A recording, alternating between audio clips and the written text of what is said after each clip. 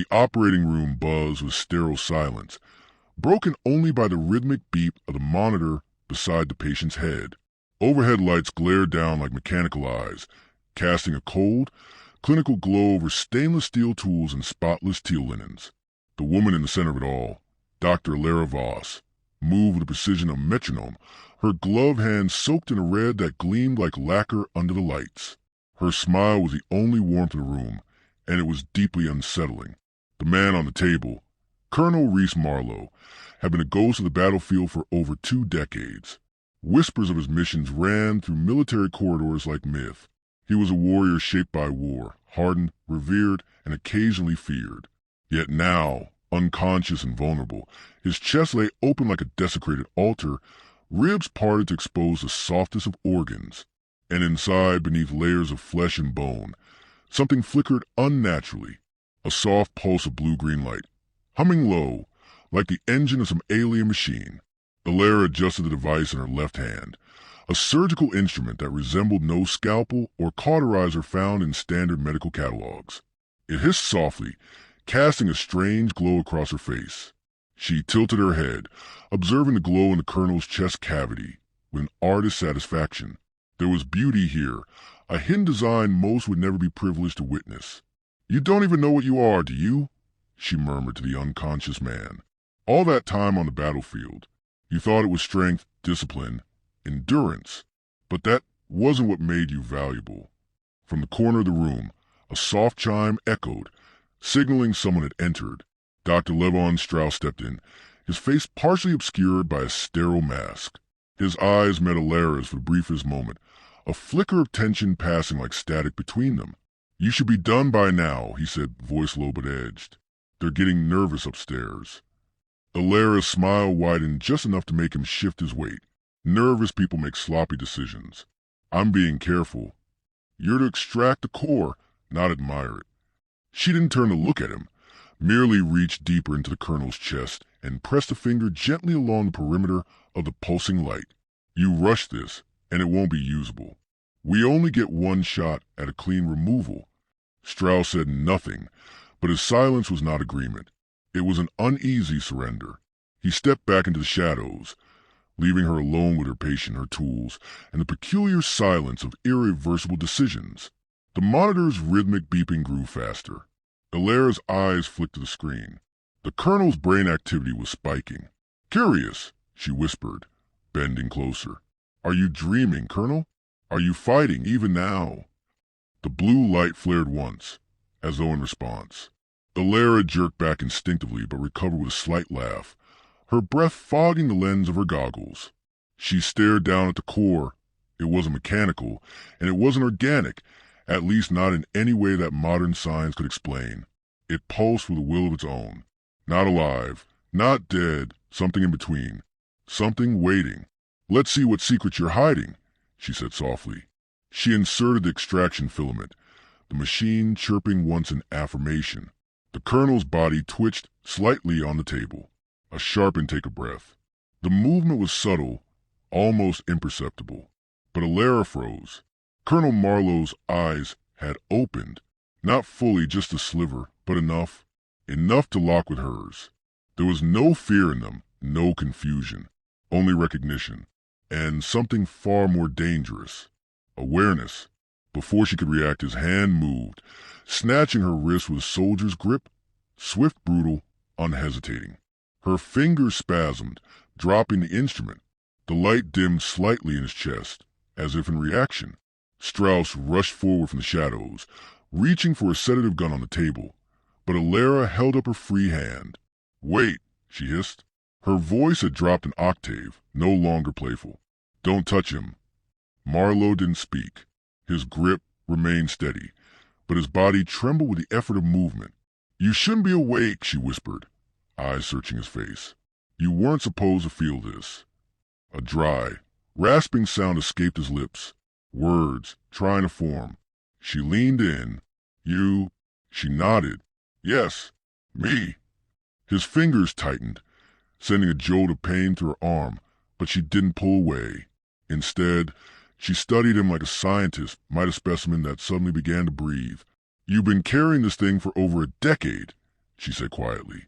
Long enough that it adapted, hid, protected you when it shouldn't have. It's fused with your central nervous system. You and it, you're no longer separate. His lips parted again, but the effort was too much. His grip weakened. His eyes fluttered. Whatever burst of strength had pushed him to the surface was fading. Strauss stood frozen at the edge of the table, the sedative gun still in his hand. "We need to finish this," he said, "before it's too late." But Alara was shaking her head. "No, it's changed the parameters. He's no longer just a host." Strauss stepped forward, voice lowering. "Alara, we don't have the luxury for this kind of revision. You were supposed to remove the core, neutralize the subject, not bond with it." "I haven't bonded with anything," she said, but even as the words left her mouth, they fell hollow.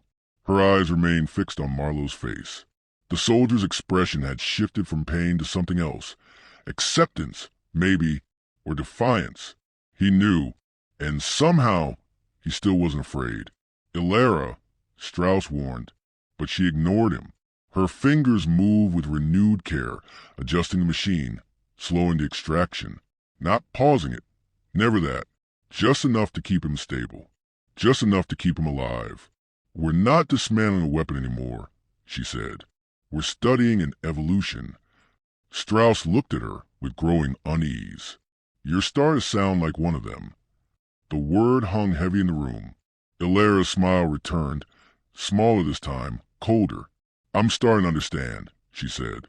Behind her, the surgical lights hummed louder, casting sharp-edged shadows against the walls. Strauss didn't speak again. The monitor steadied. The core pulse, brighter now, brighter than before. Outside the operating room, footsteps began to gather, voices, urgent and muffled. The world was moving again, the window of silence closing. But for one more moment, inside this room, time held its breath. And in that breath, Alara Voss made a choice. She reached into the colonel's chest and didn't remove the core. She integrated it. The lock clicked on the door. A red light flashed. "Emergency override in progress." Strauss backed away, stunned. "What are you doing?" Alara didn't answer.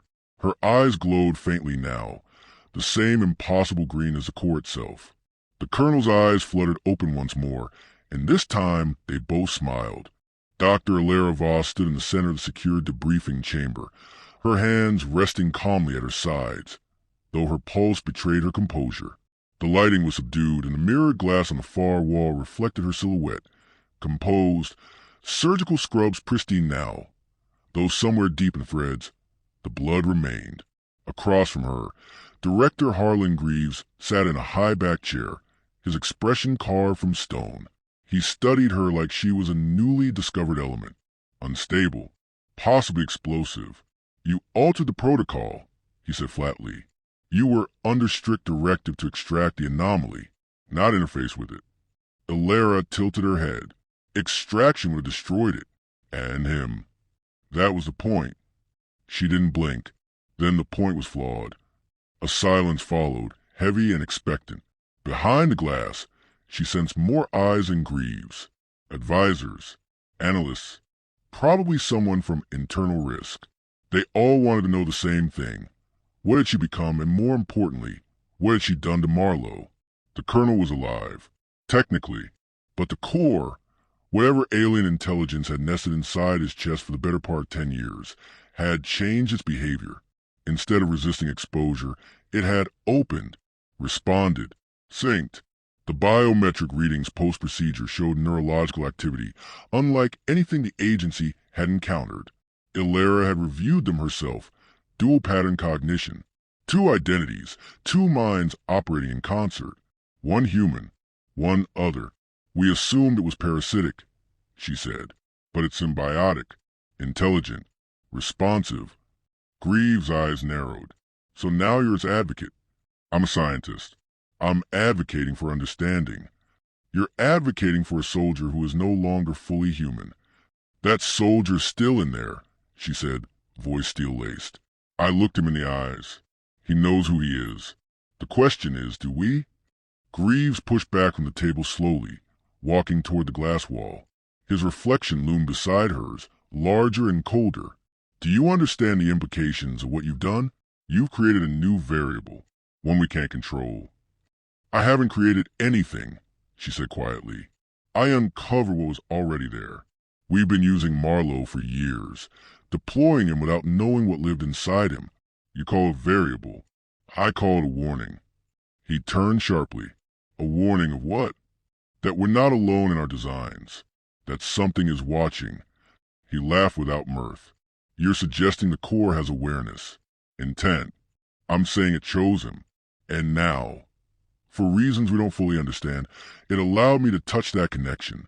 That means it wanted to be found. Or worse, needed to be. Greaves stared at her a long time. Then he pressed a button on the panel beside the door. Show her, he said. The wall behind him shifted from reflective glass to a digital display. A video feed sparked to life, security footage. Alara leaned in slightly, instinctively recognizing the operating room. The moment was time-stamped 15 minutes after she had integrated the core. Marlowe lay still, eyes closed. His vitals read steady, stable. Then, slowly his body began to move. Not twitch, not react. Move, deliberate and slow, like a man waking not from sleep, but from decades of restraint. He sat upright without aid, removed the breathing tube, and looked directly into the camera. No confusion, no pain. His expression was calm, serene, even, but what unsettled Alara most was that it wasn't entirely his expression. There was something else layered beneath it, an intelligence not born of human memory. The footage ended. Greaves turned back toward her. That's what you helped awaken. That's the central conflict now. Doctor, not between nations or armies, but between species, between what we are and what's trying to become. Alara's mind raced. She hadn't seen this footage before. Marlowe had been under heavy sedation.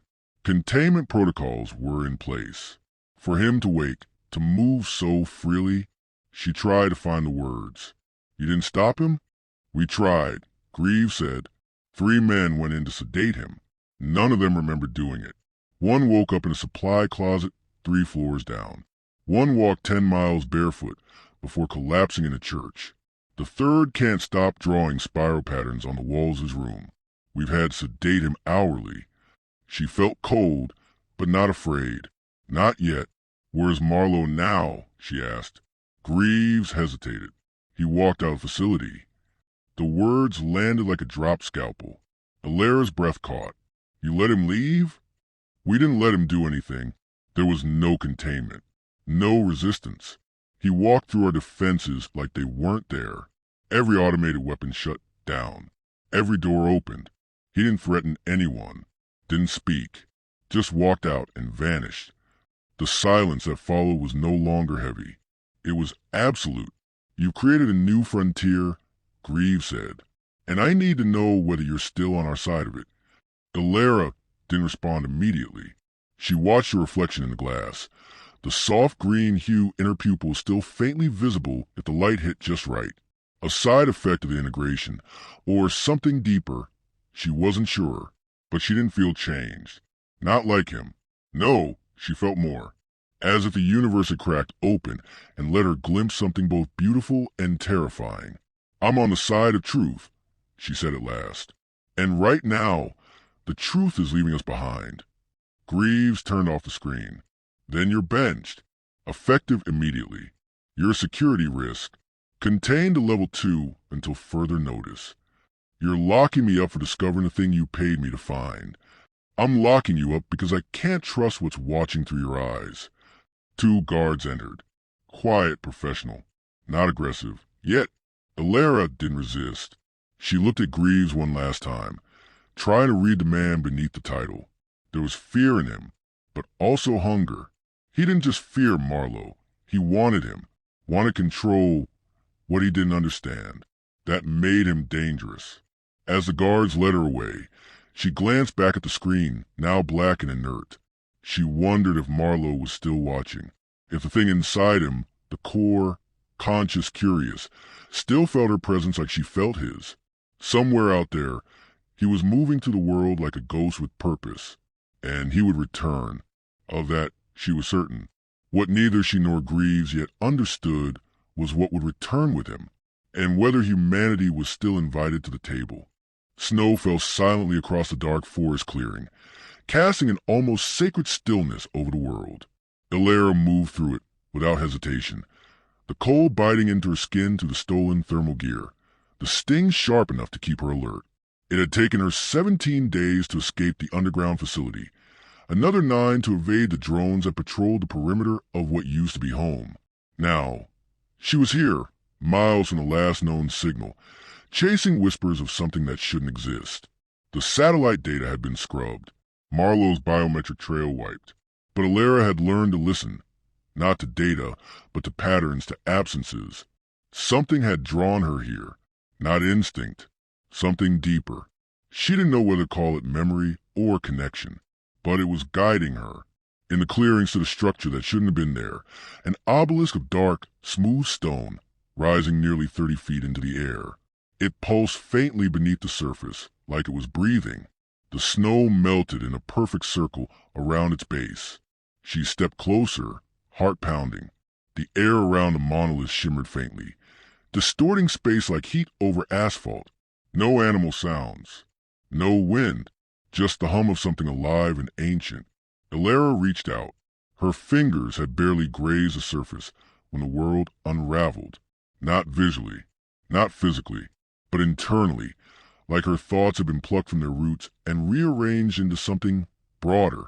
She saw memories that weren't hers, felt the pressure of consciousnesses older than humanity pressing against the edges of her mind, not violently, but with invitation. She gasped and stumbled back, the contact broken, the cold rushed back in, cruel and sudden. But she understood now. This wasn't just Marlowe's transformation. It was a signal, a transmission waiting for someone capable of receiving it. And she had tuned herself to its frequency. A voice cut through the silence. "I knew you'd find it." She turned sharply. Marlowe stood at the edge of the clearing, cloaked in shadows and frost. His posture was relaxed, but there was a quiet intensity in his eyes. Not the haunted soldier she remembered, but someone balanced, whole, and yet changed. "You left them no choice," Illyra said, voice low. "They think you're a weapon." "I was a weapon," he replied. "They made me one. But this," he gestured to the obelisk, "is not a weapon. It's a doorway." She approached slowly, searching his face for remnants of the man she had once operated on, once believed broken. He smiled faintly, and there was kindness in it, but also vastness, like he had seen the stars from the inside. "They'll come for us," she said. "Greaves, the agency, the others. They won't let this stand." "They're already here," Marlowe replied. A low rumble vibrated through the ground. Lights shimmered on the horizon. Vehicles, approaching fast. Drones blinked through the trees, forming a perimeter. Illyra backed up instinctively, but Marlowe placed a hand on her arm. Calm radiated from his touch. "They can't stop this." "They can try," she muttered. The trees parted and soldiers emerged in formation, faces covered, weapons raised. Behind them came Greaves, flanked by agents, his expression as unreadable as ever. "Marlowe," he called, voice amplified. "You are ordered to stand down. Dr. Voss, surrender immediately. You are both in violation of international containment laws." Illyra stepped forward, defiance blooming in her chest. "You don't understand what you're threatening." Greaves didn't flinch. "I don't need to understand it. I need to control it." At that, the monolith pulsed brighter. The snow within its radius evaporated in a hiss. Marlowe turned toward the soldiers, his voice calm but resonant. "This isn't about control anymore." Then he raised his hand, and the ground shifted. Not an explosion, no fire, no noise, just a fold in space, like reality blinked. The soldiers staggered, weapons dropping from suddenly limp hands. Several dropped to their knees, clutching their heads, gasping. Illyra's own vision blurred, but she held on, feeling the same vast awareness she'd touched before wash over them all. When it passed, the forest was silent again. The soldiers had ceased to resist. Greaves remained standing, but his authority looked paper-thin. He stepped forward once more, desperation creeping into his voice. "What are you planning to do, Marlowe?"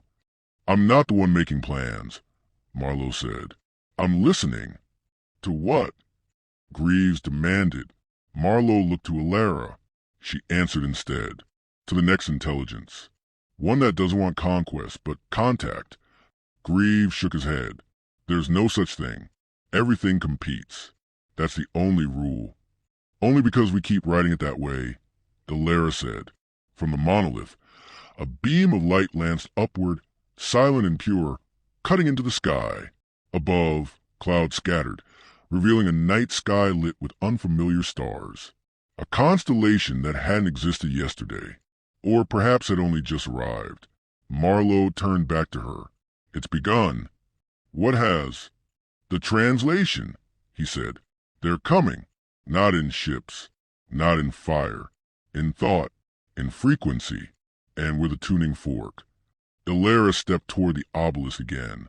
She understood now. Everything in her life, the research, the patience, the quiet unrest in her soul, had pointed toward this convergence. She hadn't been seeking knowledge. She'd been preparing for resonance.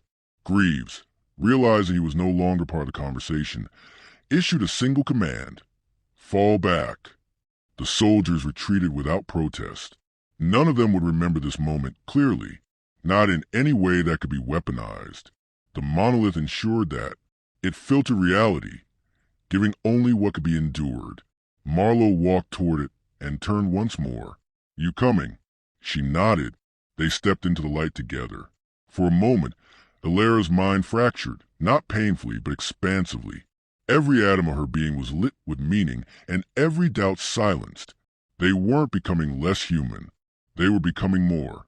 Beyond the monolith, the world waited. Not one of conquest or war, but of understanding. A battlefield redefined not by destruction, but by the courage to connect. And this time, it wasn't soldiers who led the way. It was the smiling ones,